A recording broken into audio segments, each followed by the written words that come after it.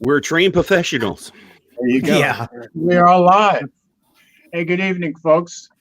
Welcome back to Friday Night Tech Talk. If this is your first time here, we do this every Friday at 8 p.m. Well, except for next Friday, but I'll address that later. We've got Jerome Ortega in the room. We've got Will Darrell in the room, and we've got Mike from SimplyYourDevice in the room. So, hey, hi everybody! It's Friday. So Mike, Mike, I'm the bubbly one, and Mike, you go first because you're the life of the party. Hi, I'm Mike Dixon, SimplyYourDevice, coming at you on a new microphone. Hopefully, I'm not killing you with the audio. Let me know in the comments.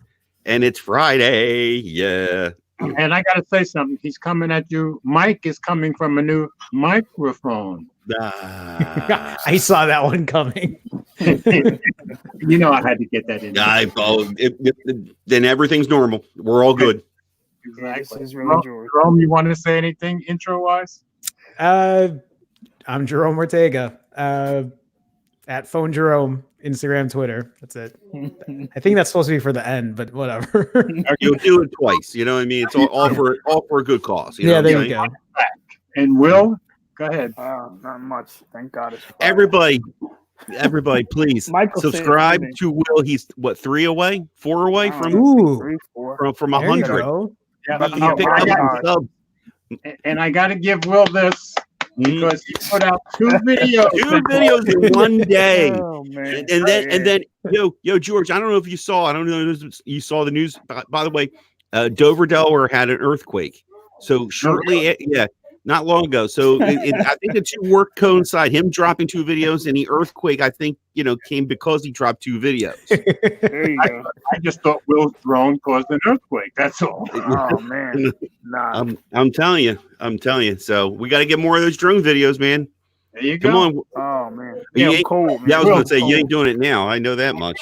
He is a little cold. So, but with the weather you guys have, I can see why it would take a while. Yeah, and it's windy, wasn't it? Will, man, it was. Yeah, it's cold, but it's but in drone gives you that nice warning that it's too windy. You bring it back home. Yeah. So. Okay, so we ready to talk about some stories tonight? Yeah. I'm actually getting some windows open here. Let's see. So am I. Okay. So all I want to know is, Will, you did your pre-order, right? You got your pre-order in. My bad. I'm laughing at Gary. What's Gary saying now? Hey, Mom's in the room, by the way. Hello, Mom. Hey, Mom. Hey, Carol. How are you? We'll make 2 videos in 24 months. Big deal. Thanks, Gary. Thanks for the support. Gary's always there for the support. Right? Yeah. Thanks. Come on, man. Oh, man. Come on, we're supposed to encourage them now. All right, don't be so. That's it, Gary. I'm going 36 next time. They're both just going to be drone videos again. Yeah, we're going up and down. Okay, release. The same exact video. That's it. Oh man. Put a black and white filter on. Tonight we're going to start, of course, with the Galaxy S20. And of course, we know they're supposed to make their announcement on February 11th, so we're just a few weeks away. So our first story, and I need to share the screen, is going to come from The Verge. And I'm sharing the screen, and I guess I'll read that one. And we'll see how this goes. If I can get this shared. And there we are. Okay. This is from TheVerge.com. Latest Galaxy S20 Plus leak shows off 120 hertz display and no headphone jack. The best look yet at Samsung's next flagship. As you can see, this is from 3 days ago. But anyway, there's a picture of it. I think that's the Plus model. And details surrounding Samsung's upcoming Galaxy S20 are starting to pick up ahead of the planned debut on February 11th. And the new leak from XDA developers has confirmed tons of information about the flagship, including the rumored 120 hertz display, the fact that the S20 will still use an ultrasonic fingerprint sensor, and the loss of a headphone jack. The new leak comes from the S20 Plus, which will feature a 3200 by 1440 pixel display at a 20.9 aspect ratio, taller than previous models, and which has a centered hole punch camera similar to last year's Note 10. I'll show you that picture again. There's your hole punch camera right there. The display is confirmed to offer a super fast 120 hertz refresh rate for smoother animations, but there's a catch. You'll only be able to use it with FHD plus resolution. The higher resolution WQHD setting will only work at 60 hertz for now. XDA Store also was able to confirm from their device that the S20 still uses an ultrasonic in-display fingerprint sensor similar to the S10, as opposed to the optical sensors used by most other companies. The S10's ultrasonic sensor was fairly controversial, with complaints of slow speeds and a high-profile screen protector issue. Qualcomm claims to have addressed many of these problems with its second-generation 3D Sonic Max sensor, but it's not clear yet whether the S20 Plus is using that new sensor or the same first-gen model as the S10. Now, any of you guys have the S10? I don't. No. None of you? No, Okay, I've just heard about those fingerprint issues, and I'm just really curious if, well, we'll see about this new one if it's going to affect it. But the fingerprint sensor? Mm-hmm. Yeah, I'm a little worried about that. I'm speaking. The what? You know, with the fingerprint- Note. The Yeah, fingerprint sensor on the Note it's not the best. no, and I Yeah, have it. I'm just that's- comparing. Yeah, That's what I'm afraid of. yeah, Okay. it's really not. And It's yeah, but they're saying that I didn't use the S10, but they said that the one on the Note was a little better because they moved it. Like they moved it in a more comfortable spot, but it's still not the fastest. It's not going to be OnePlus because it's different technology. It's not going to be as fast as the OnePlus one, but I mean it works. Yeah. Like for me, I don't have where it misses. I have you have to hold it longer. It's not like just you have to deliberately like put your finger on it and let it stay there for a second. Okay, wait. Is it like how the OnePlus 6T is, or is that different I've never technology used the also? 6T. It's no. The OnePlus is still different technology. The OnePlus the OnePlus 6T I think was just bad because it was their first one. Yeah, I mean, I have the 6T and it has issues. Yeah, so I think that one was just the bad 7, because it was the my first 17 one. ain't bad. When they did the 7 From the 6T to the 7 Pro, and the 7 Pro's fingerprint sensor is much better and much faster. Okay. All right, I'm going to go continue on now. I don't know if you remember Jerome or Mike, when I know George should remember when they did the 6T, and then when they came out with the 7, I remember it was like a big thing. They were all saying that basically what they did was sacrifice some of the accuracy to make it faster. So yes, Ooh, but it I worked a didn't lot know better. that. Yeah, and it worked because a lot better. it's the same sensor. It's just that they made it work faster. I got So you can barely touch it, and your phone unlocks. That's true. Okay. All right, going to the next paragraph. Lastly, XDA's report confirms a few more specs for the S20 Plus. It'll feature a 25-watt fast-charging 12 gigabytes of RAM and a 4,500 milliamp battery. Sadly, the source also confirms that much like the Note 10 and Galaxy Fold, the X20 is killing the 3.5 millimeter headphone jack in favor of USB-C and Bluetooth audio. Gee, what a surprise. According to the rumors, Samsung is expected to launch 3 S20 models this year: the smaller S20, a larger S20 Plus, and a new high-end S20 Ultra model. Screen sizes for the different models have yet to be confirmed, although rumors claim that the S20 will have a 6.2-inch display, the X20 Plus a 6.7-inch display, and the S20 Ultra a massive 6.9-inch panel. Shots of the S20 Plus next to an S10 Plus confirms that the new model is considerably taller than its 2019 counterpart. All 3 phones are expected to feature Qualcomm's latest Snapdragon 865 processor, along with the company's X55 5G modem, although that detail is similarly unconfirmed, so they are next to each other. The S20 Ultra is also said to offer specs that surpass the regular S20 models with 16 gigabytes of RAM and the 108 megapixel sensor Samsung has been working along along with a 5,000 milliamp battery and up to 1 terabyte of internal storage. And this is the tweet from Max from XDA developers. S20 Ultra 5G is going to keep the SD card support for up to 1 terabyte. It will also be available in 128, 256, and 512 gigabytes, and have a 112 gigabyte and 16 gigabyte RAM option. 108 megapixel main, 48 megapixel 10 times optical, 12 megapixel ultra wide, 5,000 milliamp battery with 45 watt option fast charging, 0 to 100% in 74 minutes. XDA developers had previously published the first real-world shots of the S20 Plus model, confirming the name, design, 5G support, and the quadruple rear camera setup. So that's all I got in this article. But so I know that Jerome is planning on getting the Ultra, right, Jerome? Yeah, I wanna get the Ultra. Like if it was honestly up to me, if all the specs were the same, I would have gotten the base model, the 6.2 inch, because 6.9 inch sounds ridiculous. Like I'm not gonna lie, it sounds ridiculous. That comment I made, just get my Nexus 7, just stick it to your ear. Yeah. I mean, obviously it's gonna be taller, so it's not gonna be wide, but that's still ridiculous. I can't even imagine using a 6.9 inch phone. But I mean, I want the Ultra for the cameras. I want to see how good those are. So I can't help myself when I look. What is 108 megapixel main?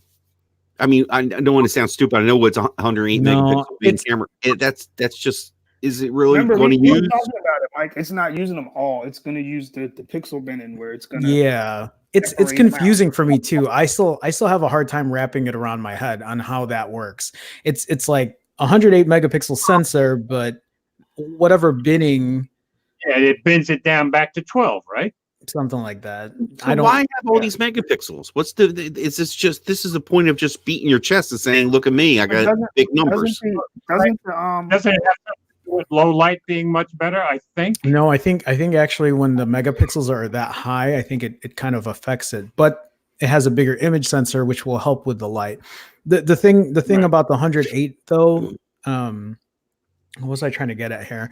Is it'll be for cropping. So like if I think what'll happen is if I took a picture with an S20 and then I took a picture with an S20 Ultra, if I were to crop in, the crop would look better on the S20 Ultra. But how many people are actually using their S20 Ultra to like print out 5x7, posters or whatever, Great. Yeah. So you mean by cropping is like literally zooming in? You took a picture and you wanted to zoom in and get a cleaner, clean it up.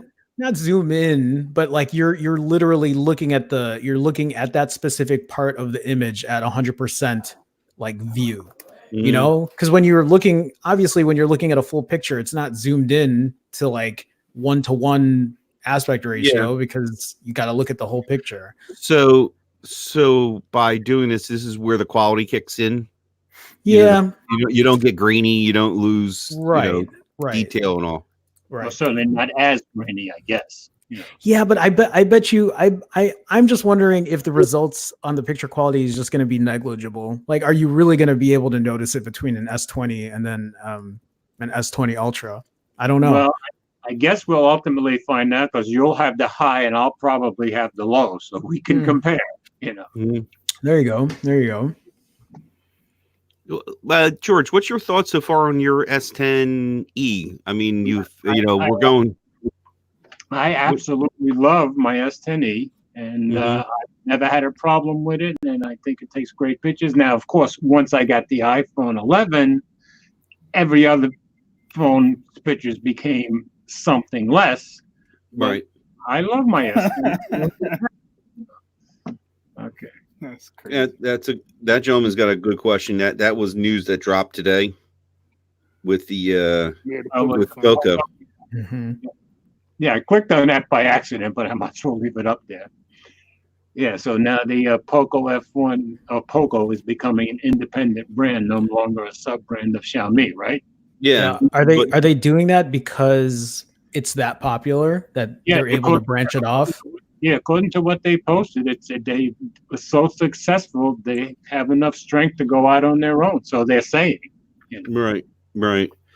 But I don't know. Munchie made that video, which was really interesting, where he went to the Twitter site and he did something. He grabbed the picture somehow, and I guess he was using like Photoshop or something to change. It's blank. It's like a blank black screen, and somehow he changed the resolution, and you can see something about hello or welcome, we're here, or something like that. It's something's waiting. There's something they're waiting in the wings. They're going to announce. Now, doesn't Xiaomi and another company, Realme, is it Realme, a sub-brand? Yeah, something like that. Right. I mean, it's interesting when they made it, they spun it off that way, but now they're going to have Pocophone going against their own brand. I don't understand why there's so many of these Chinese companies, and I don't know if it's just, is it because they just want to work together and then they just want to get their names out there? So it's just the more they sell, the better, regardless of what the company name is. I don't know. What was it? That could be it, Mm-hmm. Yeah. Can you imagine having a Pocophone F2, let's say, and then who made the K20? Who made that K20 that they talk about? The Redmi. That's Xiaomi. That's Xiaomi. Right, that's Redmi. Right. Can you imagine having those kind of specs? Granted, it's plastic, and being here in the States at $300 or $400. Well, I would like to see that. Well, yeah. I mean, Jay Williams has one of the Redmis, and I'm pretty sure I'll be getting one at some point because they've started to turn into pretty good phones for budget. But if they could get their foot in the door at a carrier or like an MVNO, I think that would be crazy if they could get it into like an MVNO, like a Cricket or Metro or something like that. Yeah, Redmi, Xiaomi, Realme is Oppo. Okay, so Gary, you gotta stop. Okay. Realme is Apple. Okay. I gotcha. Thank George, you, Rob. get to Gary's comment down there. Yeah, it hasn't shown. I'm waiting for it to pop up here on my screen. I can. It might be the old one. I'm looking at the StreamYard comment. Oh, Gary, come on, man. Come on. That's just wrong. Tana in here. Yo, Tana, how you doing, man? It's crazy. There's Gary's. Yeah. Oh my God. Gary, come on now. That's just Gary, rough. Gary, that's a low down. Bro. I take offense as an Asian. Oh my God. Is headphone jacks non-existent a deal breaker in 2020? Headphone jack's been dead for like a year and a half now. Yeah, I mean, it hasn't been a deal breaker for anybody yet. So why would it start being a deal breaker now? I don't think so. Some people, George, if you're on Twitter, some people are like, no headphone jack, I'm not buying. Really? Yeah. Then why are these I don't know why. headphone jacks so successful? Because they've been awfully successful with a whole bunch of different companies. Because none of them have headphone jacks unless you buy a Pixel 4a. Yeah. Yeah. Or LG. 3A. Or an LG, yeah. Headphone jack is dead. Well, based on what we just read, Jerome will have the phone with the headphone jack. Oh, yeah, there you go. Oh, I know. I don't. He's excited. You know the only time I use a headphone jack now is when I'm talking through this mic. That's about it. Exactly. I'm not. Who likes it? Like who goes to their phone and they're like, I need to hear my music so amazingly. I will say that I didn't use them at first because there was lag, right? I mean, I think there's still maybe minimal lag, but I remember I would try to watch YouTube videos with like wireless earbuds, like knockoff ones or whatever, and there would be lag. And then I'm like, well, I can't watch this video because it's like 3 seconds off. So, yeah, well, the technology is slowly improving. You know, I know. And again, they're using some of this. I don't know if you guys caught some of this technologies that they're improving and using it as a marketing tool because it'll pop up on the phone. You know, it's got the X, was it APT? You know, I see that, by Qualcomm. I mean, I don't know what Apple, Apple doesn't brag about it, but they have it probably got some kind of something to help with lag and some sound quality. Mm-hmm. So they're going to have to there's a next thing they're going to need to do is to improve quality to the point where, yes, this headphone jack is not really relevant.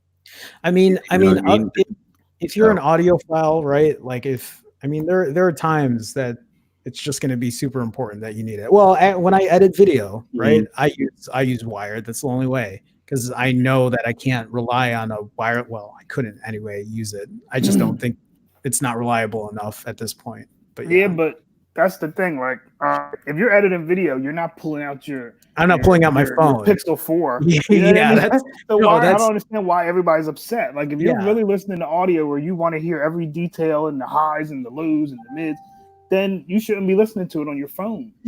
But will this be the same argument when phones become portless and you don't have a way to charge the battery? That's going to be but what would you? Okay, so what do you? That's going to be the purge Apple's going to do next. What do you think people are going to complain about though? They're going to say, "I want to be able to plug my phone in."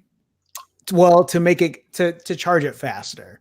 I mean, that's going to be the number one complaint. But that's why I think I don't know. Apple probably won't be the first one to go portless, even though everybody thinks they will. I don't think Apple's going to do it first, because if Apple does it, they're going to go all in, and they're going to want it to be the fastest wireless charging or whatever that you can have. You know what I mean? I think Samsung will do it first. One of the Chinese companies will do it. And then Samsung will you're probably right. Yeah. That's usually how it goes, What was that? I just seen the article from the OnePlus guy. What did he just say? He just said something like, well, you said something about the foldable phone. What did he say? He was just like, foldables. He was like, foldables aren't ready. Yeah. That's just like them with wireless charging, where they don't think wireless charging really is a thing because it's so slow. Well, it's slow, yeah. All right, we ready? Headphone jack being dead shouldn't even be a topic anymore. Yeah, that's what I think. It's like, who likes that? Like when you go to the gym, you gotta fix that's the number one reason I got wireless. It was because of the gym. I can't tell you how many times I would have this, and then I would end up like messing up with the barbell or whatever, or just like get pulled right out of my ears. So, and that's the same with me with bicycle riding. I used to use my wired headphones, but as soon as I could use wireless, then there was no point. I didn't have to worry about my cord getting caught in my handlebars anymore. Right. You know what? I'm curious, because Cobra just said here Mate 30 has fast wireless. How fast is fast wireless? Like, what are we talking about? Fast is wired. Because Samsung's phones have fast wireless, but it's not like wired. Okay, but so like from what to what? Like, can I get some kind of like range? Yeah, I have no clue. Yeah, I don't know either. I'm just curious to see where that technology is today, 2020. Oh, but if you know how fast that actually is in numbers, let us know, please. Damn, it's showing off. Yeah, but doesn't some of that fast wireless that they're talking about, isn't it just meant for when a Huawei phone to maybe a Huawei charging pad, or is it can be any? I have no idea. Is a certain standard that they need a certain pad, like Samsung's fast. Yeah, wired, probably right. Wireless charging. I think you got to have that Samsung. And Apple's going to do that too. That's what I mean. That's a special kind. Yeah, Apple's going to do what? Apple can't even get air power going. They're not. No, but he's right. When Apple go wireless, you bet it'll be. Oh yeah. When they do it, they're going to do it. They're going to do it so that you got to buy their charger, their wireless pad to get the fast charging, or there'll be this little dinky thing in there that does like 5 watt. Yeah, like their bricks. Well, their new one, the 11 Pro is what? Is that 18? I think. Yeah. It's an iPad charger. Cobra's saying here 27 watts, 27 watt wireless. Mm-hmm. That's pretty fast. That's like a OnePlus. That's crazy. Plug-in charger. Yeah. I would love to try that to see if it's. You got to buy their charger though. How much is that? Huh? I'm that's curious. Or I'm curious. I didn't realize they could go that fast. Yeah, that is fast. I didn't expect that either. So, my brother's in the room. Hey, how you doing, Geekheim? Hey, Geekheim. Yeah, all right. Go on to the next article. Yeah. So, Mike, no S20 for you. I think Nah. I'm gonna do it. If they do a good trade in for the nude, I'm on it. Yeah, if I can trade I mean, you know, He'll be walking in with a OnePlus and an S20. I know it. Okay, I know it. they do a good trade. Let's see here. and he'll trade one of those for the Pixel later on. Yeah, exactly. You'll use that as a trade to get the Pixel. Exactly. I'll be like, oh, I'm so tired of what's the name of that software on the The One UI. Yeah, well, two UI now. No, it's the One UI 2.1, right? Oh, is that how we're calling it? I think the S20 is gonna have 2.1 or something. 2.1. Yeah. They're gonna make it a little bit different. Who wants to take this next story? And now the rest of the stories are not phone related at all. I just found them interesting, and I thought tech-wise they were no. talk. Put that down. What's the next story? Okay. Let's see here. I'm getting to it.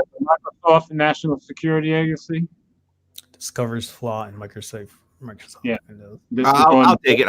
I got it here, guys. I got it here whenever you're ready, Mike. Okay. National Security Agency discovers flaw in Microsoft Windows. Sorry. So every week there's always some kind of flaw with something. National Security Agency announced that it has found a critical vulnerability in Microsoft Corp's Windows operating system that could enable cyber intrusions. I like that, intrusions. The NSA recognized that the severity of the vulnerability and it's disclosed it to Microsoft to expedite the process of fixing it. According to Ann Newberg, the NSA director of cybersecurity, speaking to reporters on Tuesday, Microsoft released a patch that same day. The Cybersecurity and Infrastructure Security Agency, part of the Department of Homeland Security, released an emergency directive on Tuesday saying it strongly recommends organizations install these critical patches as soon as possible.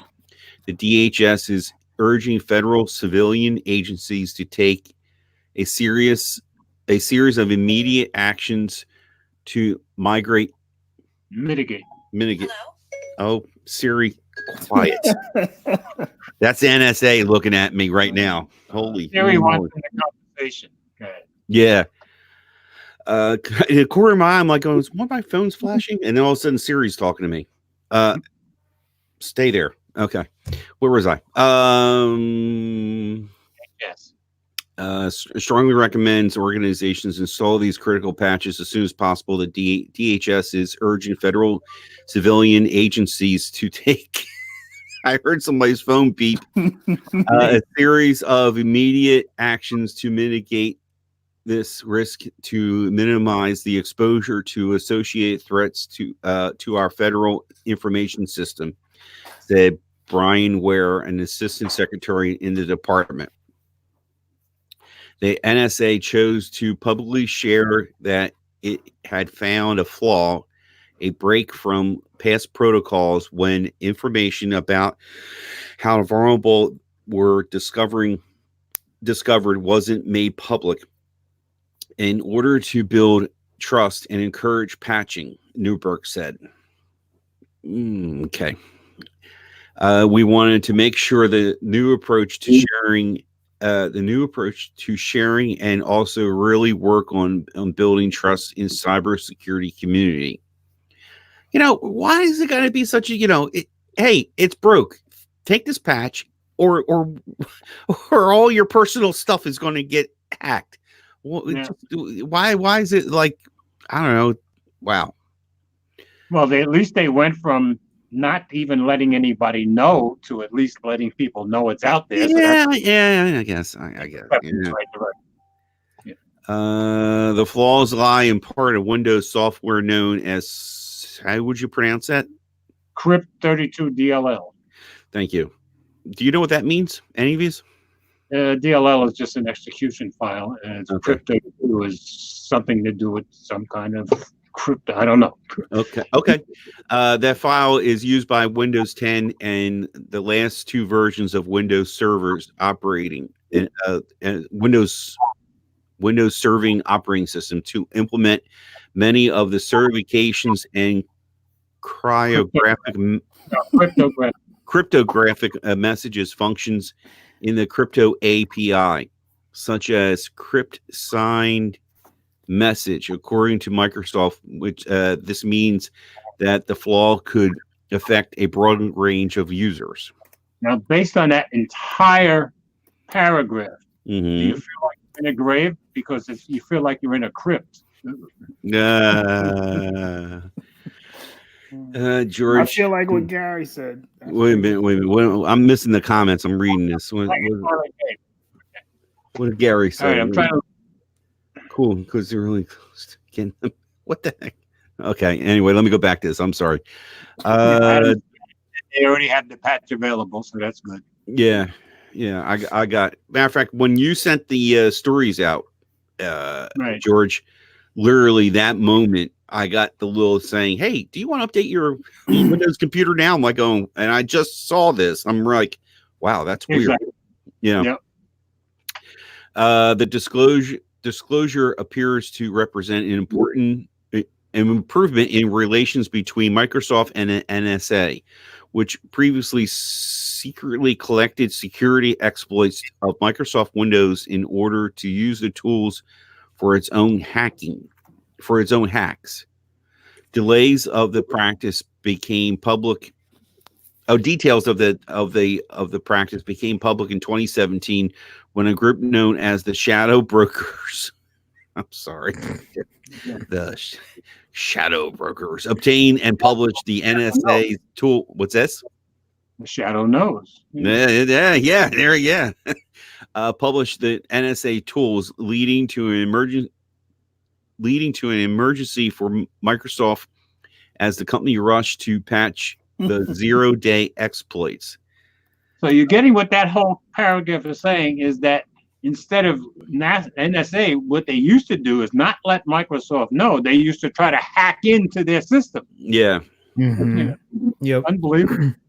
1 month later, Microsoft blamed the NSA exploits for the global spread of malicious software known called WannaCrypt. WannaCrypt. Okay. Sorry, it was there. Let's see here. Microsoft has a policy of regularly releasing security updates on the second Tuesday of each month, and this update aligns with that schedule, according to a Monday statement by Jeff Jones, a senior director at the company.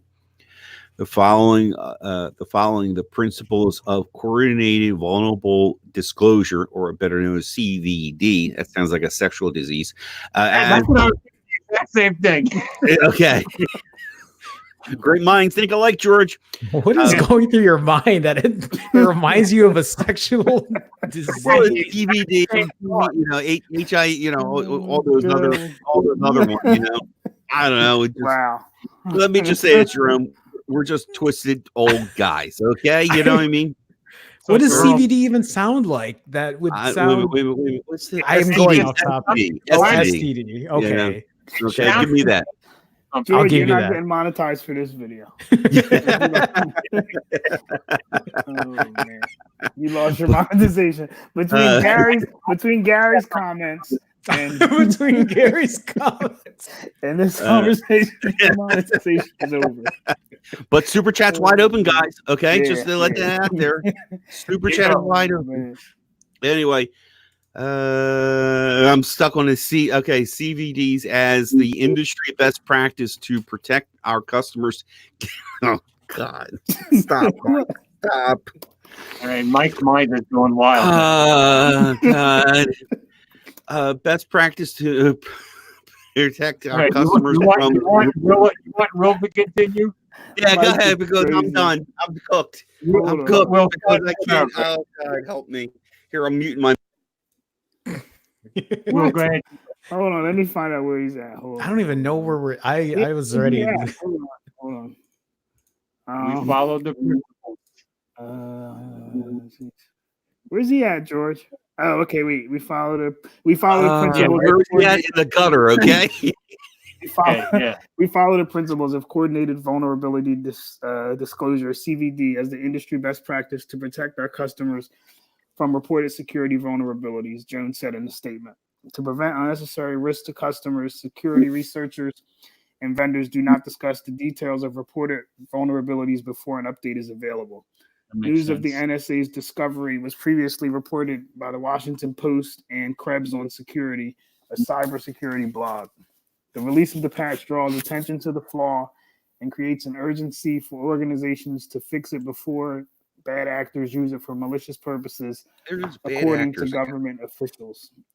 Sophisticated cyber actors will understand the underlying flaw very quickly, and if exploited, will render the previously mentioned platforms as fundamentally vulnerable, the NSA said in the Tuesday advisory about the vulnerability. Because patches have been publicly released, the underlying vulnerabilities can be reverse engineered to create exploits to target unpatched systems, according to the Cybersecurity and Infrastructure Security Agency.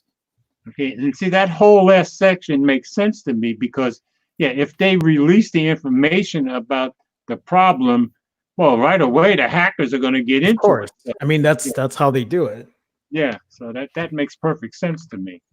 Anyway, I just thought that was an interesting article as far as, and especially since the NSA used to be hacking into Windows rather than letting them know they got a problem. So I think that's a step in the right direction. I mean, that's why they pay people, right? That's why they pay people to find holes, because they know that, you know, if there are people who are actively like hacking into it and finding the problems, then they can, you know, potentially avoid a serious problem in the future. Yep. So anyway, I hope we all got that patch, or that all of our Windows computers get updated quickly with it. But it sounded like nobody has actually exploited it yet. So yeah. I mean, I think I got an update on mine recently. So yeah, and I think I got mine, I think 2 days ago, but I didn't go back and check. Okay. So next one is about the browser wars. Okay. Oh, I should probably look at the comments while I'm doing this stuff. I haven't been following the comments while I've been going down.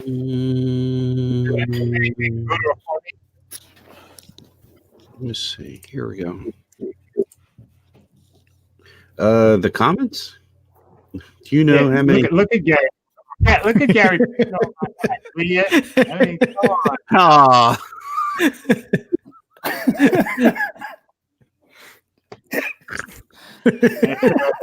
Wow. It's not on my ego, Gary. That's okay. He's only an old man. He's Democrat, see the Montana put in there. Oh man, you guys are so supportive. I really appreciate it. You know. Listen to Will. Will's enjoying this.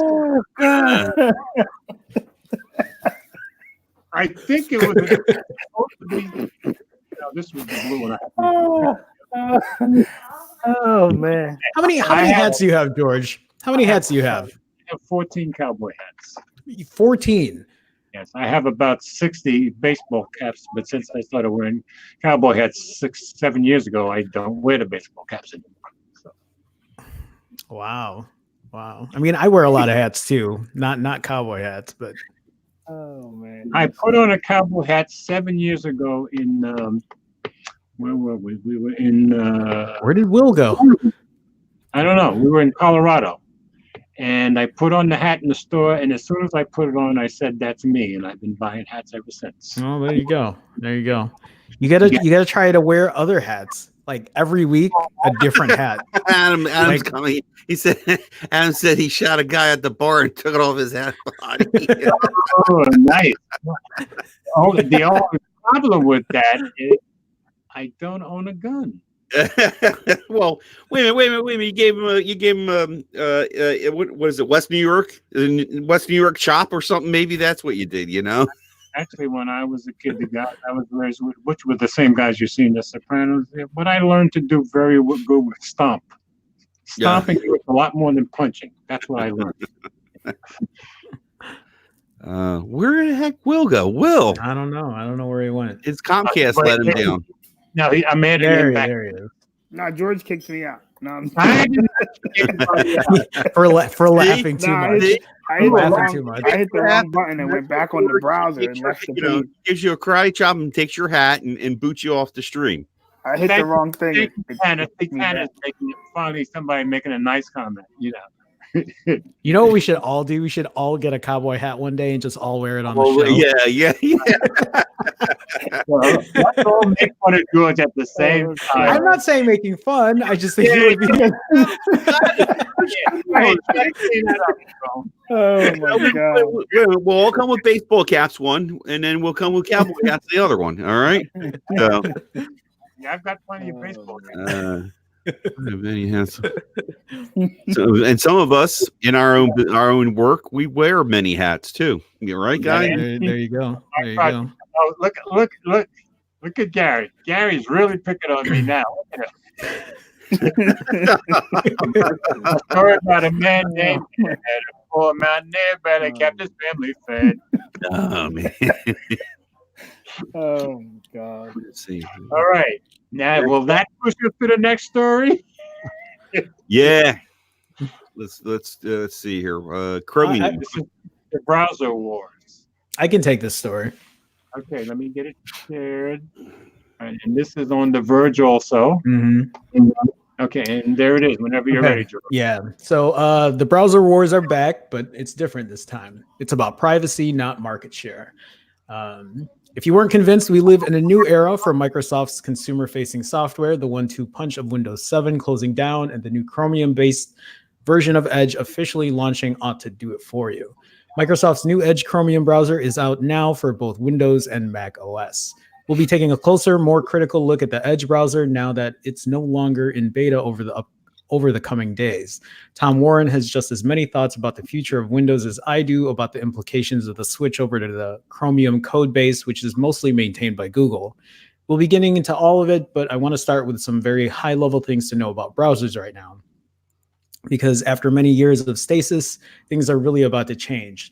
Just today, alongside the Edge launch, we also got the very sad news that Mozilla had to lay off about 70 people, TechCrunch reports. In a public memo, interim CEO Mitchell Baker wrote that to responsibly make additional investments in innovation to improve the internet, we can and must work within the limits of our core finances. The Mozilla and Microsoft news isn't directly connected, but it is indirectly connected in 1,000 ways. Both companies have, in some sense, spent the past few years contending with Google.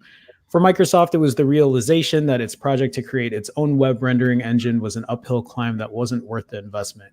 Too many websites rendered oddly in Edge. I've never used Edge. Do you guys ever use it? No. I don't just Nah, yeah. Windows. Often because they were coded specifically for Chrome or Safari's WebKit instead of following more generic standards. The deep irony is that long ago, Microsoft's Internet Explorer nearly broke the web because it demanded custom code from web developers. So Microsoft made the tough call. It bailed and switched to the same technology that runs Chrome. But there are key differences. Microsoft has taken a different stance on web tracking than Google, and it has also obviously plugged Edge into Microsoft's services. For me, the key thing to watch will be whether or not this new Chromium-based Edge feels tacked on to Windows. On a very personal note, the fact that some Microsoft email clients still revert towards HTML rendering engine is a huge thorn in my side. But there are a million ways that HTML rendering affects and OS, and I'll be waiting to see how Chromium affects Windows and vice versa. One of the old Edge's best features was how kind it was to battery life. There's also that paragraph made me feel good as a writer, because he made a mistake when he said HTML rendering effects and he put and I'm like, yeah. Okay, I'm not one who makes mistakes. I got a little confused there. So there's also the question of Microsoft's app framework future. How much of it will be Electron? How much will be progressive web apps? And how much will be actual Windows apps? All open questions, and all questions I'm likely to defer to Tom Warren on.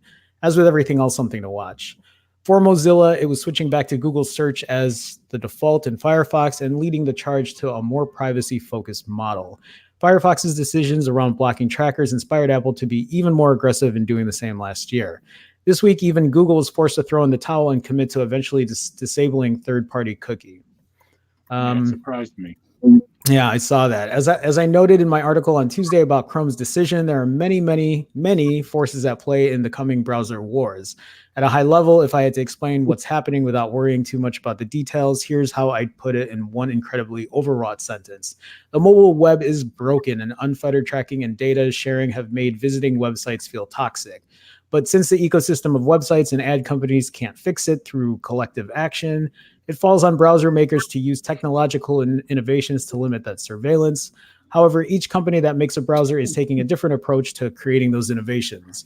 And everybody distrusts everybody else to act in the best interest of the web instead of the best interest of their employer's profits. Here's a shorter sentence. The next browser war is here, and it's a goat rodeo. I've been avoiding getting into the precise details of the proposals out there to fix the tracking problem because things are changing so quickly across so many different tracks. I'm sure that sometime soon I will break and tuck into Google's privacy sandbox and Apple's intelligent tracking prevention and Mozilla's defaults that deserve credit for kicking a lot of this off. Until then, know that there are two important things to know.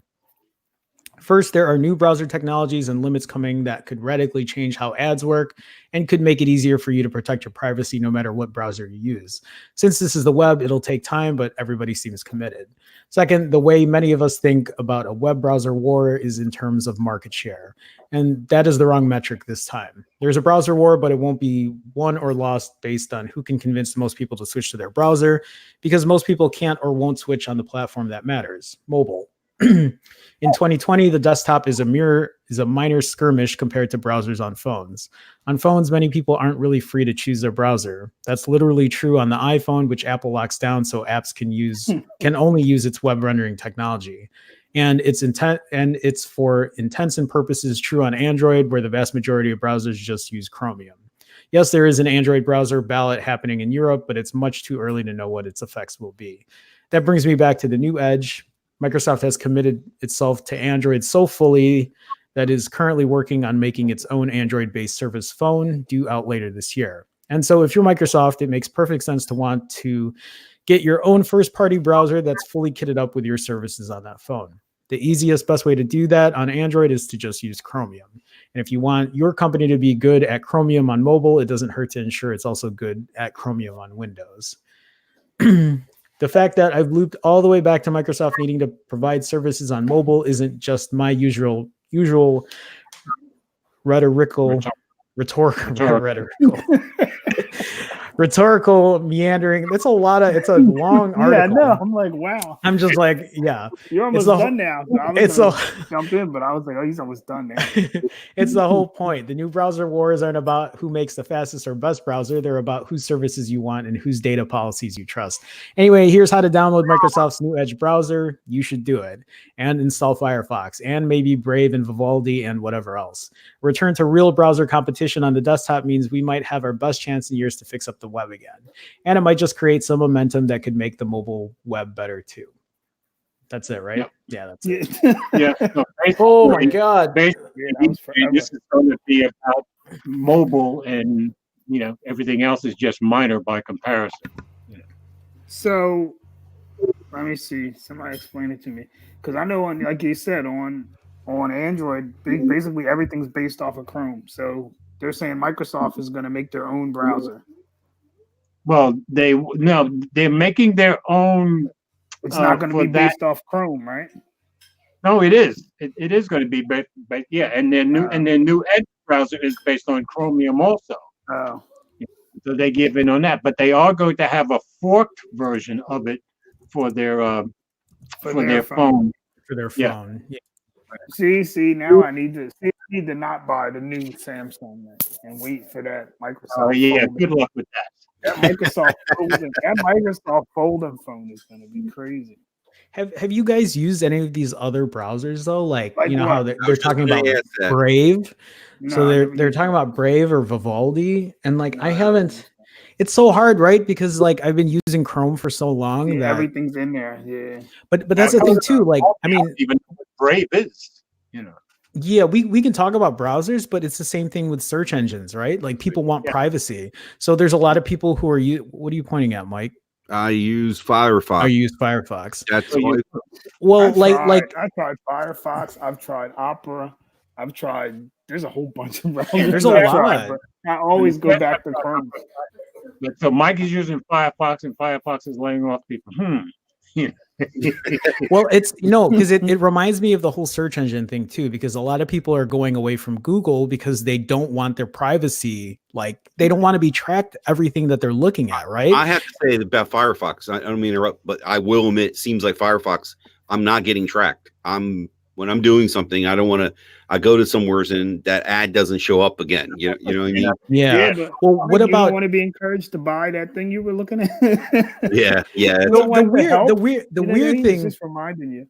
Yeah, the weird thing is when you talk about something that you didn't search for, Yeah, and then and you it pops see up it, on and you're Google, like, yeah, on I Chrome. swear I did not look that up. Like You gotta- I was talking about it with somebody, and then all of a sudden it shows up in an ad. You gotta Facebook. watch the video. Instagram. There's a guy who did a video on YouTube, and he shows you like he was talking about like dog food on like his on his computer, and then he went to the thing and it was on there. He like figured out it's some kind of way that I forget what you have to be doing where basically your mic is open and it's listening to you. Like Chrome is, you know what I mean? Google is listening on there. Yeah, see, he was able to replicate it like 3 times. But the encouraging thing in that article we just read is he's saying based on these browser upgrades that are coming, these browser wars, everybody's going to be able to control their security a lot better, no matter which one you use. So that's a good thing. Yeah, let's hope so. Well, no, and so what I want to get at is like, do you guys use any other search engines than Google? Because like I've seen a lot of people start using DuckDuckGo. Have you guys seen that? I heard of people using it. Yeah, I use Google for everything. Yeah. It's weird, you mentioned that. Like if I go open a Firefox, it seems to default to Google. Okay. Am I right in saying that? Yeah, and, I mean, and I know I'm typing a comment now, but I use the Samsung browser, the Samsung internet. You do? That's so like I guess I've never heard someone just tell me that they use it. I've ever heard say that. Yeah, I've been using it, and to me, if you use the Samsung browser, Jerome, it's good. Is it really? Oh, wait. What makes it good? What makes it good? It's fast. I don't know. To me, I like it, but all my stuff is in Chrome. It's like a hassle to you know what I mean, to bring everything over. Otherwise, Samsung's browser is when I get the S20, I'll have to test it out because it's really nice. It's just so many years of being so like faithful to Google, hoping they're gonna do the right thing, and then now it's just like, like I don't mind switching over. Like I don't know. That the Firefox, when it does search, it goes to Google because Google has more data to search from than anybody else in the world by a whole lot. The other weird thing is I started off with Firefox using it on my iPhone. Right. And when I try to do a search, it actually it will give me Safari, Google, the search whatever I'm searching, and Chrome, but Firefox doesn't come up, which is weird. That's funny. Yeah. Tell me about it. So it sounds like they're giving you what they think is the most popular. But I can't seem to. I mean, knowing me, I'm missing something. I can't tell my iPhone that I want to use Firefox as my primary. There's a way to do that. Can you? Nah, not on iPhone. Yeah, I thought they fixed that. Where not fixed it, but like they gave it as an option. What you can do is like for them. Why is Chrome? You can choose. But why Chrome? Why does Chrome get a choice? And why not? Chrome gets a choice because if you use Gmail or Google Keep and you open a link, it'll ask you if you want to open, you know what I mean? It'll default and open into the Google app. It'll ask you if you want to use the Google app. What's the most popular browser in the world? You can't pick like I want to use Chrome as my default browser and everything goes. That's just like if you open an email on an iPhone. Yeah, it's only going to open in Safari. That's right. Yeah, or if you get rid of their email app and try to use yours, the minute you open something that defaults to Apple's, it's going to be like you have to download Mail. You can't choose the default on iPhone. They don't let you. Yeah, that's They're never going to let you. iPhone is never going to let you choose something that's not theirs. I agree. Only Google does that. Google's like, yeah, you can do what you want. part of me feels like they're not going to do that for for much longer, especially with things changing in that company. I don't know. In Apple, I feel like so. I just feel like I agree with Will. I don't think it was. Somebody just did a post that was like, what did they say? They basically said if Google made like RCS the standard or something, if they made like an app basically and put it into the Apple App Store and iPhone users had a choice, that's like saying they would do that. Apple's never going to let you have a choice to get out of their. Oh yeah, you know the reason that you're using their phone. They're never going to let you go away from it. Yeah, I want to say something to Tana about I like Chrome, and I guess I was in Jerome's shoes at one time. But one thing that really just sticks out in my mind about Firefox is that they have the sync where if you do something on here and then I decide to go to my iPad, it'll be over there. You know, like the tab, I can find it's synced. The tab is over there waiting for me. Doesn't Chrome do that? What's this? Chrome, you have to go into history. You got to go into history. It doesn't do it. No, you got to go and look for it. I know on my computer, I know I can go. Yeah, I can send stuff to my phone. But I find I mean my browser. But yeah, I know. I thought Chrome synced too. Well, wait, are you trying to say that if you're on, because I don't have an iPad, right? I mean, I have continuum, like on iPhone. If you're in the middle of something and you open it up on the other thing, it opens where you were. Okay, but does that mean you have to close it on your phone first for it to open up on something else? Because what would prevent, like, let's say somebody had your iPad and then you're surfing for something, it's not going to show up on there too at the same time, is it? But that's what happens. If Jerome, you got a Mac, right? Yeah, I got a Mac. Okay, you have a Mac and you have an iPhone. So you know how if you're browsing a page on your iPhone and then you look at the bottom, doesn't it show you the same page? If you look at the bottom on your dock, it should show you like that same. Oh well, I use a Safari. But I use Chrome, so that's why. That's why I'm not. That's why this is new for me. Doesn't. But yeah, maybe it doesn't sync like Mike is talking about. But you see the two I did post. Tana put he loves his iPhone, and so do I. And Gary said Chrome is much better, and I agree. I agree with both. In that case, yes, I love my iPhone, but I still think Chrome is much better as a browser. You think Chrome is better than what, George? He's saying over Safari, right? Or are you saying for everything? I don't think Chrome is in. Okay, I George, think it. Not George. Chrome doesn't even have reader mode. I don't know what reader mode is. If you go to a page on Safari, right, like CNN or wherever, and it has a whole bunch of ads in the middle. You can tap a button on Safari and all of it's gone. It just shows you what you want to read. No, Chrome doesn't. Okay. Yeah, Chrome is bad, man. If you know what you got to do, George, you have to go to I know when I was shopping for a car, I would go to the page on Chrome and I would go to it on Safari. And on Safari, on Chrome, I wasn't even able to click on certain parts of the page because it wouldn't. I don't know. I guess because it wouldn't render right on. Sounds strange. You Tana don't like reader mode. You got to try it. I'm telling you, George. It's different. To me, Safari's better. If they had Safari on Android, I would be on it over Chrome. And come on, you got to try something. You got to try something different. You know what I mean? Just to see what it's like. Jerome, you know what else? The Samsung browser has. Let's say you go to your banking website. You can log in with your fingerprint. Just like on Safari. Really? On the website? That's nice. Yeah. That's pretty cool. You can do it on Safari too. Chrome just don't have it.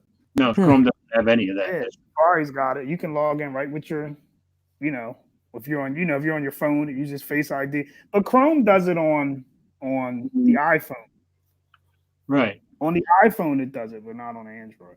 Right. That's right. interesting. That's Gary. It is so Gary. Gary, I'm telling you, Safari is good, man. Safari's nice. Oh my God. So of course, at my age, the question is it an attractive 90-year-old?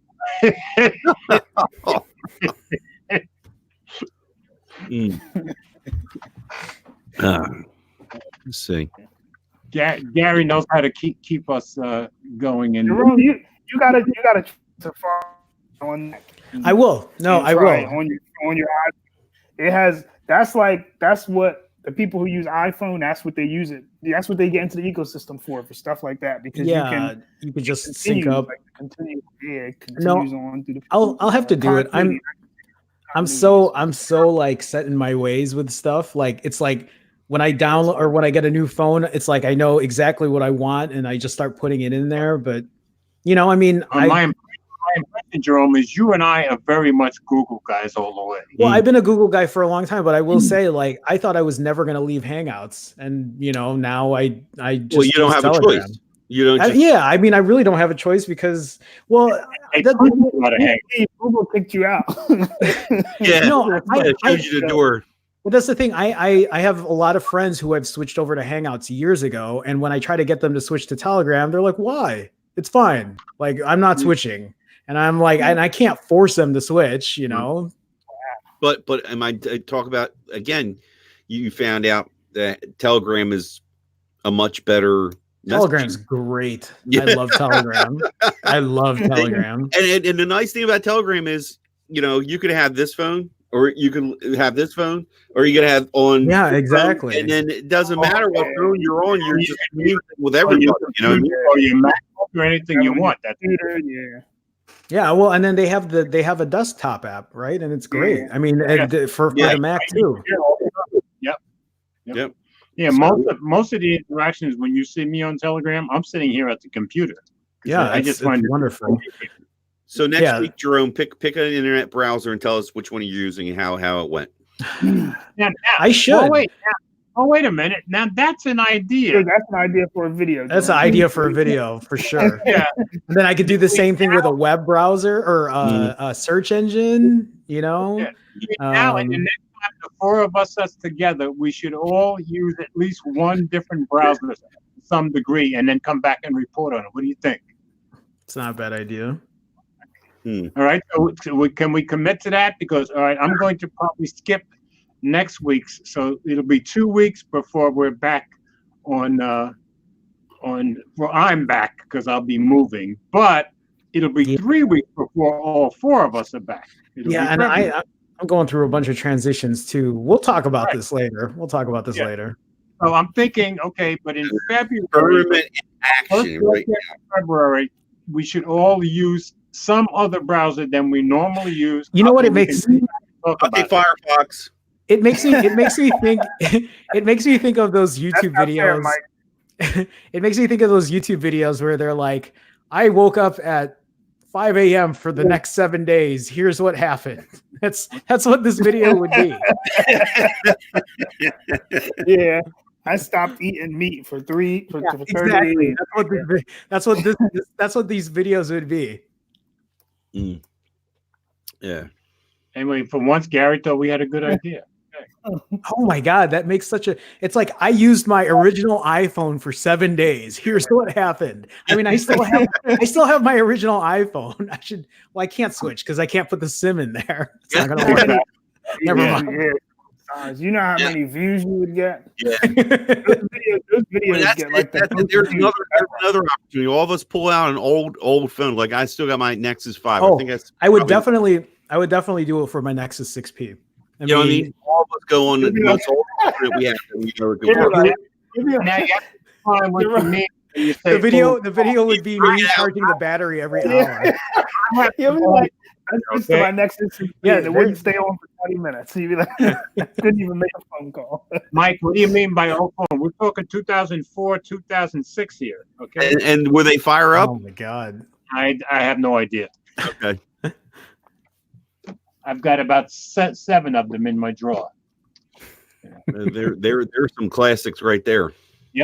Yeah, all of them folding or sliders. No one knew who you were when you text them from Allo. Yeah, Allo was. Yeah, I didn't even try with Allo. Allo was poorly Yeah. rolled out. That was the problem. I tried No. Allo for about a week. Allo I couldn't could get have been something. Mhm. It could have been. But that's so Allo is one of the reasons that I didn't use Duo until like you guys started talking about it, and I'm like, Duo's great. Duo was different. Like I know it tried was. Duo. You know why I tried Duo? Because it was video calling, and Google really didn't have their own video. You know what I mean? They had Hangout. They didn't have like their own. But that's video. I guess that's why I got confused, because I was just like, why can't I just use Hangouts? But I never used video much, so I didn't realize how good it was. Yeah, Allo is good. You could have like no signal in it. I mean, Duo is good. Duo. You can have no signal and it still works. I think I might call you, Jerome, on Duo this weekend. Okay, you're gonna get it. You can even do group calling on it. Yeah, go for it. Let's see. All right, next story. TikTok, huh? Yeah, Who- I just found who's on anybody TikTok? here use TikTok? I never have. Anybody? I have no idea what. I use TikTok for work before I quit my job. That was our biggest client. I use TikTok every day. Did you? Oh, okay. Oh my God. I would have to scroll TikTok for like 4 hours. Yeah, I worked in social or I worked in influencer marketing. So yeah. It's like video, right? It's video, but it's also like for teenagers, for Gen Z, and it made me feel like a creeper looking at like these videos of high schoolers. I use it though. I still use it. Like there's a lot of good stuff. What is it for? It's video clips. It's like 15-second video clips. So it's like Vine. Yeah. It's like Vine, but 2.0. And like Vine was going to try to come back, but it's too late. TikTok is here now. Yeah. All right, who wants to take this one? I'll give it a stab without falling apart. All right. Yeah, so you see, Something explicit you and see like make my three head initials on there. you know. Tic Tac. No, I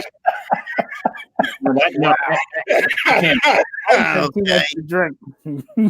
TikTok has downloaded more than Facebook and Messenger in 2019. Well over 700 million people downloaded TikTok in 2019, according to Census Tower. Who the hell is Census Tower? I have no idea. I just thought it was. For TikTok, 2019 closed with the ominous news. Ominous? Is that a word? Ominous, yeah. Ominous news. Both the U.S. Army and Navy banned it on the grounds of security concerns. But that doesn't change the fact that 2019 was a slam dunk year for the Chinese social app, with over 700 million downloads around the world, according to data firm Sensor Tower. It was the second most downloaded app of the year. It beat both Facebook, which is under 700 million downloads, and Facebook Messenger, which is just over 700 million downloads. And you can see the graph right there. The world's number one app, WhatsApp, with 850 million downloads, likely buoyed by its popularity in India. TikTok, too, has helped by the ultra-populated country, as Sensor Tower said, 45% of its first-time downloaders were in India. 45%. Yeah, they banned it in India too for a short time. Did they? Yeah, they felt that it was making the culture in India broken. What broken? The culture, like it was making people dumb, or like whatever. There were a lot of things about it. WhatsApp group in the fourth quarter of 2020 was up 39% over previous quarter, Sensor Tower noted. and there goes the chart, like George mentioned. Yeah, I mean those top 4 just kill everybody else. Yeah, it's something to see that much. I mean, graphically, yeah. And look at that's crazy. Why does the Play Store have so many? Because there's a lot of people that can't get the Play Store, right? Yeah. Like, sideload it and stuff. When you're talking about the Google Play. No, it's just iOS. It's just iOS and Android, which is Android. There's so many more Androids worldwide. Yeah, because keep in mind, 85 or 84% of all the phones in the world are Android. So it makes sense, you know. They're running like Android 5.1. TikTok barely works on it. Let me try it. Yeah, they got it. TikTok. I'm stuck on that. Gosh darn it. I think you need some candy. Yeah. TikTok has a social media app in which users, mostly teens and young adults, post short videos of up to 15 seconds long, often sync with music. It uses an algorithm to learn what you like by assessing. Oh, wait a minute. Assessing what type of videos you watch and how long you watch them for, to cater content to you on its main feed. The app has been downloaded over 1.5 billion times and is owned by Chinese firm ByteDance. Yeah. Currently the most valuable startup in the world. That's interesting. The app has come under increased scrutiny in the recent months. Not only is the U.S. government suspicious of Huawei and its potential harm to national security, but ByteDance and TikTok have been accused of being threats to users' privacy, security, and free speech. A proposed class action suit filed in California claims that the app has been illegally and secretively harvesting personal identifiable user data and sending it to China, for instance. These suspicions have led to blacklisting. No, haven't led. Haven't led to blacklisting as the case of Huawei, but the U.S. Army has banned TikTok or TikToks from the use on government phones following guidance from the Pentagon. Earlier, the U.S. Navy banned the Chinese app from government-issued mobile devices because of cybersecurity concerns. Now, and it kind of makes sense a little bit, simply because since it's learning from the videos you post, I can see where a security issue or privacy issue might be. Thank you, Tana. Thank you for the comment. Thank Jerome, you for that there. George, you got a super chat. Oh, Tana, thank you so much. They're very, very much appreciated.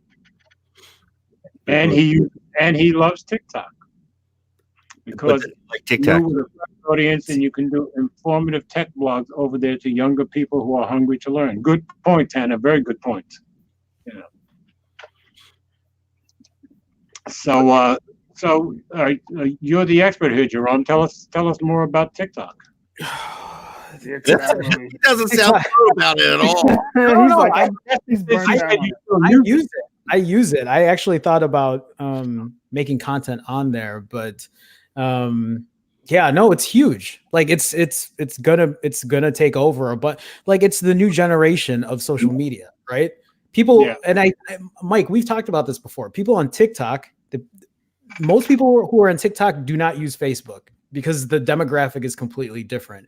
But you can see that demographic is growing though, because there's a lot of celebrities now who use TikTok, like The Rock, Kevin Hart. They're huge on it now. They're all over that. There's a lot of other celebrities. There's big companies using it, but these are not young guys. No, But TikTok started off as it is a Chinese owned company that has $600 billion. And one of the ways that they were able to get TikTok to be so big is they threw money at everything. I mean, the money that they spent, again, I worked in marketing and they were a huge client, and like they just spent money like it was water. That's how much power they have. I mean, you throw money at anything, it'll eventually get. I mean, the app's not bad. It's a great app. So and they're like the television industry, just keep throwing money at everything. Throwing money at it. Eventually, it's gonna stick, But the app's good and it's done well. Like I can't fault it. So Jerome. So all right, let me think of my questions I got for you. So all the content on there is 15-second videos. 15-second video. Like that's the length of what you can make on there. Yeah, but the thing is, it initially was used for a lot of like dance and like doing like lip syncing. You remember what's like that other Musically, because that's part of music. Like it's like that. And so it was big in Asia at first, and now it's like really getting a lot of traction here in the US because once celebrities start using it, that makes sense. Well, yeah, but they're not really using it. They're using it because somebody told them go make a 15-second clip so your movie can get promoted, or And that's what's happening now. It's another platform, right? And like and again, and Tana's right there. I mean, for people with short attention spans, like in the company I worked for, I worked with he's 23 now, but like he loves TikTok. I mean, because you know what? And I'll give you a perfect example. When he watched my YouTube videos, he would be like, okay, I'm going to fast forward to this part. Like he couldn't watch it because he just does not have that kind of, I mean, everyone's different, obviously, but So when you go on there, you just put your video out and then that's it. Yeah, I mean, you kind of have to go with the flow of like what other people do. I mean, I guess you could make your own stuff, but again, you have to think about the audience you're catering to, right? Like, I don't know how many people who are teenagers I don't know. I guess there's an audience for everybody, and I think the more popular it gets, the bigger demographics you're going to get. You're going to get different age ranges and stuff. But yes, like you go to it now, go ahead. You should try downloading TikTok. Now wait, I got one more question for you. Yeah. Is the Android app worse than the iPhone app? Is it no. like on Instagram, if you take a picture from the Instagram app on Android, it's terrible. But no. iPhone, it's amazing. It seems pretty equal that I can think of. Yeah. I didn't post a lot. I just had to like use it to like see what was funny and then try to market. You still use it though. I still use it here and there. I just feel weird when I use it sometimes because I'm like, I shouldn't be watching this. This is not. What are they posting on there? No. Okay. So here, I'll give you a brief. It's a lot of it is people who are under 18 who are dressing in ways where I'm like, is that appropriate for that's kind of what it is when I'm on it, Yeah. Now, does any of you guys concerned about the security concerns that the government has about it? Does that China says that they're not doing anything, they're not harvesting any information. Can you really believe that? Yeah, well, can you know? But the fact that it learns from what you're posting kind of opens that up, doesn't it? To security issues. Yeah, I don't know. That's I don't know. I think that's a whole other topic there. Like, I mean, we can say that they're not, we can say that they are, but here we are too. We're buying we're talking about Xiaomi and Realme and like we're buying the phone. Like, I mean, not Gary. Gary's not buying the Xiaomi phone. Well, you know what I mean, though. It's like if we're worried about a Chinese-made app. Yeah. What do you think about buying a Chinese-made phone with whatever they're putting, whatever software might be on it? There was that whole thing about fleeceware lately. I don't know. People, there are a lot of these news things talking about how there's malware on a lot of these phones, and we don't know it. And sometimes Google doesn't know it, as they're making it. Right. I don't know. And is there such a thing as a phone that's not a Chinese-made phone? Probably not. Yeah, probably not. But the security concerns. What about though? What information it does? Take? It will drill down into your own what's on your phone. Well, yeah, well, go into your accounts and it's got to be drilling down to some degree, right? for the algorithm. Yeah, You think? yeah, I don't know. Could you actually leave TikTok and knowing that you're going to go on and not find remnants of it? Like, hey, why is this popping up, or why are they? What about ads? Like we complain about Facebook. All we have to say is a can of Campbell's soup, and all of a sudden the ad starts showing up on Facebook. Yeah, but Have you ever experienced that? Computer, you start looking at the files in your computer, you're going to see an awful lot of stuff that you didn't put there because like you visited. So it's kind of the same thing, isn't it, Jerome? Yeah, the thing that you have to know is TikTok is still fairly new, but it's gotten so much traction. And I think once it gets that user base, which it obviously has gotten now, then it's just like it's more about like once you put that money into it, then you get the people. Then it's just a matter of how you get to use that power.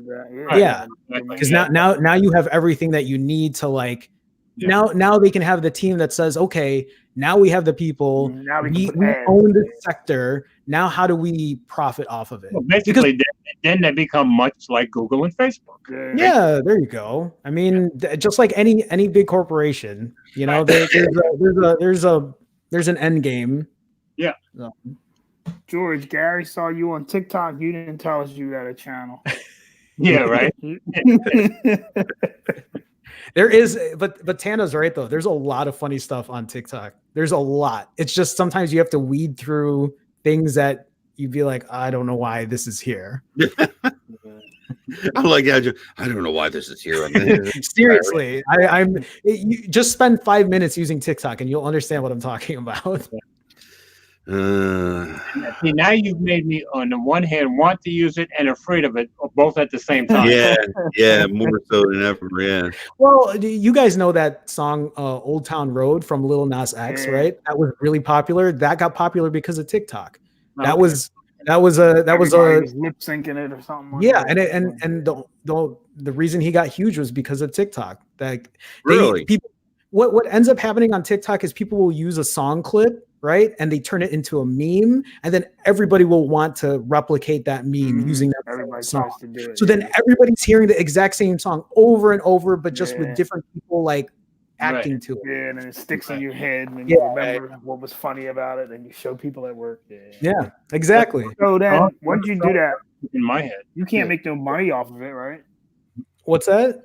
Like the people that are putting out there, like Vine. Like I know some of the people who do those Vine videos. Like some of the people who do like little comedy things, and some of them went on to like I guess they had YouTube channels or made YouTube channels and got famous. TikTok is gonna just be like that then. Yeah, no. So I don't even know what I'm allowed to say and allowed not to say, but like TikTok, you don't work for them anymore. I know, but like TikTok will look for potential influencers who can become big, and then money's always involved there. There's always money involved. Okay. So after the internet, the Firefox Chrome one, all three of you should just use TikTok. We'll take our whole show on TikTok one time. At least an hour a day. That's way too much time on TikTok. An hour a day. Way too much time. Yeah, I guess especially me, because I'm the one that loves to dance. And George, there you go. You can have a whole lip sync channel. The cowboy hat and all, okay? George, you would blow up on there. George got the motorcycle, the cowboy hat. You would blow up. Yeah, I can sing, I can dance. Those two things I'm pretty good at. Wait a minute. You could have like 15-second To a 17-year-old rather than a 75-year-old. Okay. What is that song? I can dance, you can dance, we all can do. Oh God, what's the one? The safety dance. I can see him doing the safety dance. There we go. Wait till 6 cuts that clip, Mike. And I go back further than that because what popped in my head was, "Of course I can dance. Of course I can dance." Okay. No, That's how I you, was see that's how you George sing in a sing band. dance. Oh All my right. God, this is a bad night. This is gonna cut that clip. It's gonna be all over TikTok. This is a fun night to me. Yeah, It yeah. is- No, but- no. But like for real though, TikTok will be the next. I mean, it's already a big thing, but it will be the dominating platform. Like it's just a matter of time before it will be the dominating platform. There's And no I'm other. glad There's no because other. I learned all about the fact that I ever knew. Yeah, there's no other short clip video platform right now that can even compete unless Instagram decides to do something. You know how like Instagram tried. They Yeah, put and stories it in there to compete with Snapchat. Before, yeah.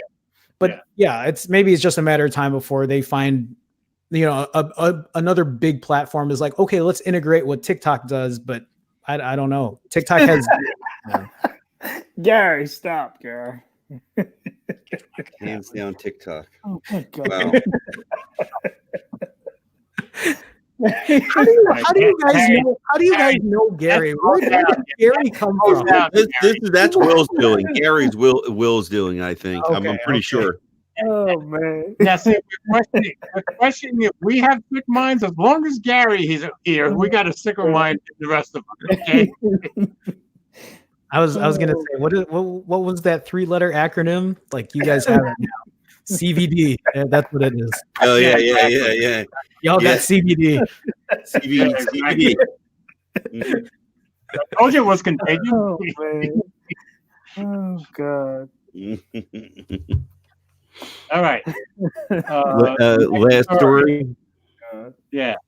Let me share it. Will, you want to take it? Who's this Trump? I get the Trump story. You don't have to take it. I just thought it was interesting. I got it. It might affect. No problem. It might affect Huawei, but together it's not going to. Anyway, right. Let me know when you got it up, George. It's slowly coming. My computer's slowing down for some reason, and I don't know why. It's really slowing down now. You know what? Go ahead and read it because I don't know when the computer's going to What is going on here? Your PC's about to restart like it has been the last couple of weeks. Yeah, because that'll kill the stream. Trump's phase 1 trade deal with China hasn't solved all of tech's issues. China has agreed to stronger intellectual property protections, but tariffs on more than $300 billion worth of goods still remain, as do other unresolved trade issues. All right. President Donald Trump on Wednesday signed a phase 1 trade deal with China, which addresses some key issues for the tech industry, including new protections for American intellectual property. But the bulk of the tariffs imposed earlier this year still remain, as do bigger structural issues around China's trade practices. Let me say something though. It says StreamYard Google Chrome not responding. So if we get kicked off, I'll be back, but it's a possibility. So go ahead and read, Will. I think we'll all be gone, right, George? Yeah, we will all be gone. Yeah. Will we? Okay. We'll all be back. Yeah, exactly. The 8-part agreement was signed after more than a year of intense negotiations and billions of dollars spent on tariffs. President Trump called it a momentous step toward a fair and reciprocal trade deal. But the deal falls short of the comprehensive trade reform the Trump administration had sought when it launched its trade war with China nearly 2 years ago. It also leaves tariffs on hundreds of billions of products imported from China, as well as many other thorny issues unresolved. Phase 1 is a big step toward normalizing our trade relationship with China and ending this costly trade war, said Gary Shapiro, head of the Consumer Technology Association. But market uncertainty remains until we see permanent tariff removal or the return of billions of dollars our nation has paid because of these tariffs. Intellectual property protections. The big win for the tech industry achieved through the deal includes stronger Chinese legal protections for American intellectual property. Specifically, China has agreed to stop forcing American companies to transfer technology as a condition of doing business in China. This has been a common way for China to get its hands on U.S. intellectual property, which it has used to develop its own competing products and industries. China also agreed to improve criminal and civil procedures for combating online patent and copyright infringement. It is agreed to crack down on the sale of counterfeit goods, another issue that's plagued the consumer electronic and tech industry, among other types of businesses. Organizations representing companies in the tech sector said they welcome the Phase 1 agreement, but they agreed that some key issues are still unresolved. Additional work on structural issues is critical to achieve a Phase 2 agreement, Carl somebody said from the Software Information Industry Association, which represents the software and digital content industries, said in the statement. Besides effective rules on the intellectual property and forced technology transfer, it is important to achieve reciprocal market access, cross-border data flows, and withdrawal of market distorting subsidies. Indeed, issues relating to China's telecom equipment maker Huawei and the security of its 5G gear were not addressed as part of the Phase 1 deal. National security officials in the U.S. have long warned that equipment from Huawei and other Chinese manufacturers could be used to spy on other countries and companies. In May, Donald Trump issued an executive order effectively banning new Huawei gear from U.S. communications networks. The FCC also voted last year to cut off funding to wireless carriers that use equipment from these firms because of the national security risk associated with the gear. Huawei, which is denied its equipment can be used to spy or to compromise U.S. security, is seen as a large threat given the fact that the company is one of the largest suppliers of equipment to build the next generation of wireless networks called 5G. The U.S. and others have also accused the Chinese government of subsidizing Huawei and other companies, which has allowed them to offer carriers throughout the world low-cost loans on equipment and service contracts. On Tuesday, a group of U.S. senators proposed legislation to provide more than $1 billion in federal subsidies to companies competing with Huawei on 5G telecom equipment and to encourage U.S. participation in setting standards for the next generation of wireless technology. All right, tariffs. Over the past 18 months, Trump has used tariffs, which are taxes that importers in the U.S. must pay to customs when imported goods arrive from China, as a tool to put pressure on the Chinese government to make changes. But the two sides have been upping the ante on each other over several months. The result has been an all-out trade war that's been affecting the tech sector products. Phase 1 deal also included the rollback of some of the tariffs imposed earlier this year, which CTA says have cost the consumer tech industry $17.5 billion, including $1.7 billion in taxes for products critical to 5G deployment.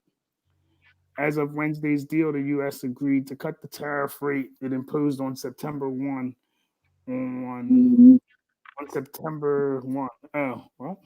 On 120 billion in Chinese goods, which included smart speakers, wireless headsets, earbuds, TVs, and smartwatches to 7.5%. The deal also indefinitely postponed tariffs on products such as laptops and tablets, video game consoles, and smartphones, which were scheduled to go into effect on December 15th. This is good news for the tech industry, but the 25% tariff placed on $250 billion worth of Chinese goods such as desktop PCs, chargers, power adapters, and connected thermostats that went into effect earlier in the year will remain unchanged for now. These tariffs are likely to be part of negotiations in Phase 2 of the deal. U.S. Treasury Secretary Steve something said on Wednesday. Those talks aren't expected to result in a deal until after the presidential election in November. Tariffs or taxes on Americans, not the Chinese, Shapiro said. The postponement of tariffs is a temporary reprieve on many of Americans' favorite tech products. Jesus, that was a lot. Oh, good. Now, That's a long before we go any further, my screen is totally frozen. Can you guys still see each other and see me okay? Yeah. Yeah. I mean, Okay. we're like in the small square kind Yeah. of deal. Yeah, but- we're on the side. We can see the stars. That's and- because I was trying to share the screen and it got, I guess, halfway there and never went up. So you're not able to bring it back to the 4-panel thing. I'm not able to do anything because all This is this is astrophotography. that's exactly what's happening right now. It's taking a picture. yeah, that's the background that I had up. You know, Oh, God. we got This is TikTok saying you're not with us. You're Yeah. not with us. This is the Well, Pixel 3A. maybe it was kind of an old guy coming to TikTok. Maybe they didn't like that. Yeah, really. No, but you know what? So this article and like the other ones we've been reading, TikTok, the whole browser stuff, there a lot of this has to do with security, right? With a lot of like spying and whatever. I mean, that's a theme here. Yep. And it is a big thing for 2020 is privacy, you know? Yeah. It's important for a lot of people, but yeah, I don't know. Yeah.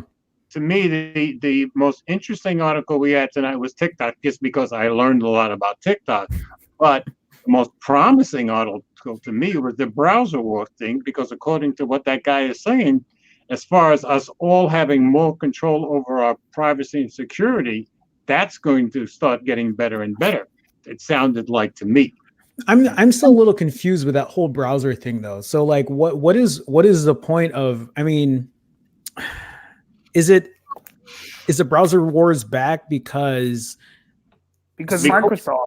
I think it's because of mobile. It's because everybody wants to be on mobile, and that's where the browser war main thing is going to start happening.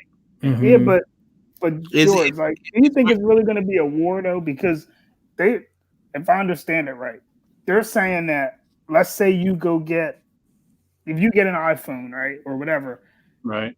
the browsers are all based on Safari, right? Like if Yes. you use Chrome on iPhone, it's like you're using Safari. Right. So, No. you know what I mean? I don't understand. Like, unless you go use something that I'm thinking Apple would be the outlier here, because it sounds to me like even on mobile, Chromium is going to be the base, and that's not going to happen on iPhone, obviously.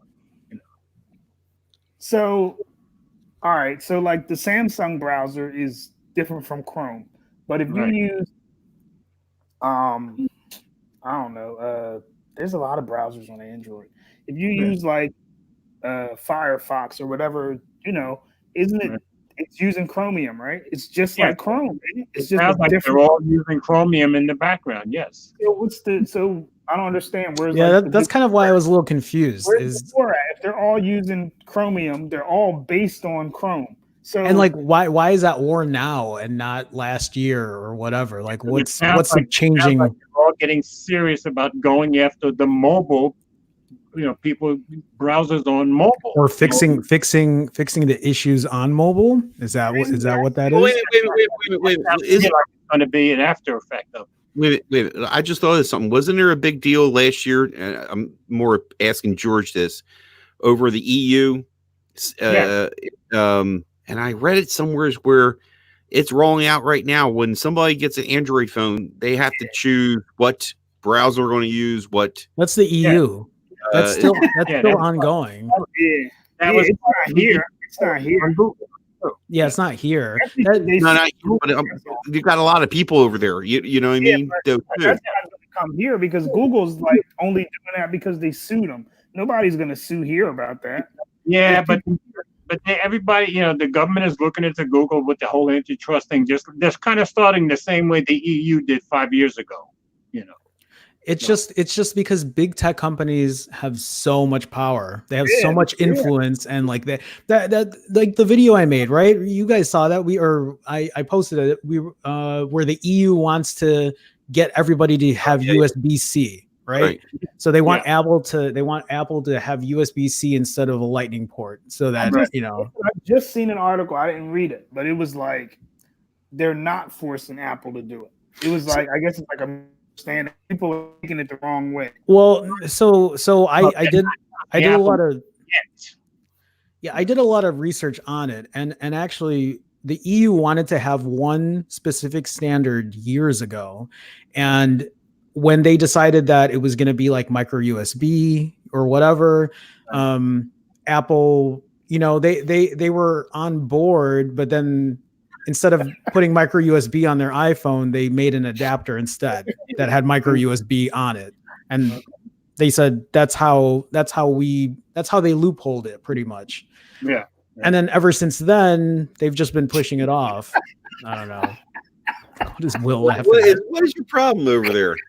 Will cannot control himself. Yeah, y'all are missing. What? Tanner is worse than Gary. It's shut down. I know. George can't put any of these comments up anymore. No, I can't anymore. I love Gary. Oh, you can't highlight the comments either, George? No, he can't do anything. That's why we're stuck on the left here. Oh, okay. I know we were stuck for that, but wow. Will is losing his mind. He has.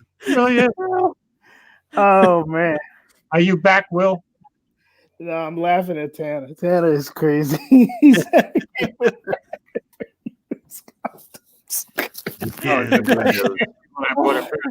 Okay. Oh, man. Man. Jerome, you ain't see the comments. Dude. I saw the comments. I just saw it now. He just doesn't tickle as easy as you do, Will. All right. I'm thinking I should probably end it a little early if I can. Yeah. If Now, you If you can. I want to announce next Friday because all four of us are only here the first 3 weeks of the month.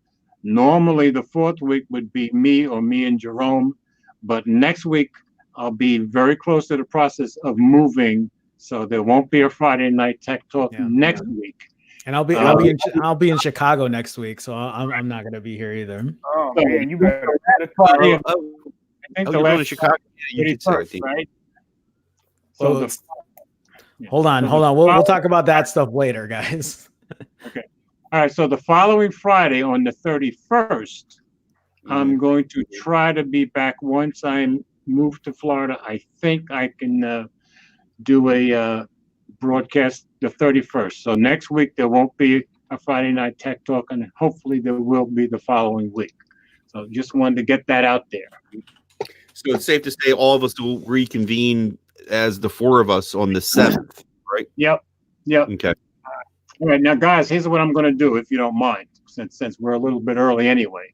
I'm going to shut down my computer, which should kill everything, and then I'll come back and send you guys another link so we can talk. Is that okay? Yeah, that sounds good. Sure. All right. Unless I just want to do it on. What do we got? We got like everybody have Duo. We can use Duo. We got FaceTime. Okay. Yeah. We can all use FaceTime. Yeah, Sure. but then I gotta hold my phone up to my face. Oh, okay. Well, all right. Just send the link out. It'll be so thanks everybody for coming in. Tanner wants the link. Tanner wants the link to join in on our powwow. All right, I'm going to shut it down, and I'll see you in 2 weeks. And thanks for coming by. Just real quick. I just saw Team 100 is getting ready to do their. They're going to do a live stream at 10 o'clock on RP3 channel. Oh, great. Okay. All right. See you guys. Bye. Here we go. Oh, it's gonna hurt. This is gonna hurt. No. Bye. We're not gonna get disconnected. It's just gonna keep swirling in a circle. I'm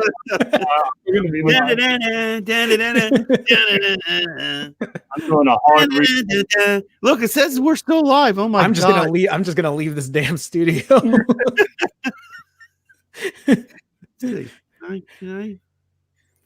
It's like you can't cut me off. I'm gonna just leave. Yeah, there you go. Mike left. I'm out of here. Later, guys.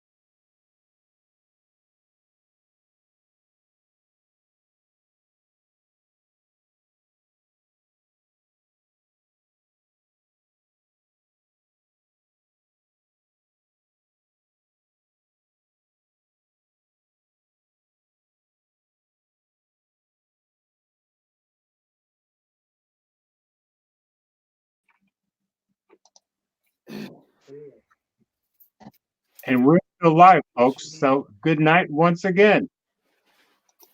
And we're still live.